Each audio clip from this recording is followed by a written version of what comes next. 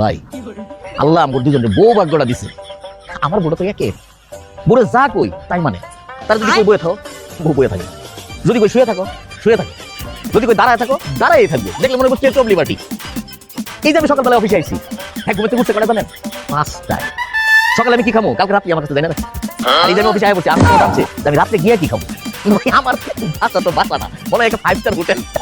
মাঝে মাঝে আপনি সাহায্য সহযোগিতা করেন না ভাবিলে, মানে কাজের ক্ষেত্রে ধরেন এই ভাবিলে চা বানাই দিলেন বা ওই থালা বাসন দিয়ে দিলেন এরকম। আপনি পাগল? আমার বউর ওই সাহস আছে আমার বলা। টাইটের মধ্যে রাখছি না।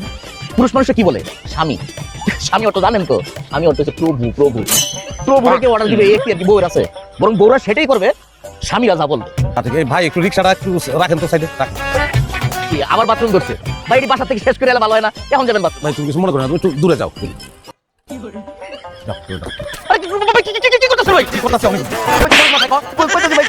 আমি বাসায় বউর থালি বাটি মেজে দেই, আবার কাপড়ও কাছি, মাঝে মাঝে বউর পাও টিপে দিতে হয়। তাহলে চাপাবাজি করে মানুষের ক্ষতি করতে তোর চাপাবাজি করে নাম সম্পত্তি বিয়ে করা বউলের সঙ্গে সংসার করবো। বউ জাতটাই দুই লাইন বেশি বুঝে, এটা তোর কারণে আমি বুঝতে পারি নাই, বুঝে বিয়ে করতাম না। ভাই আমার অনেক বাথরুম করছে, আমার একটু তোলেন ভাই। বিয়ে না বিয়ে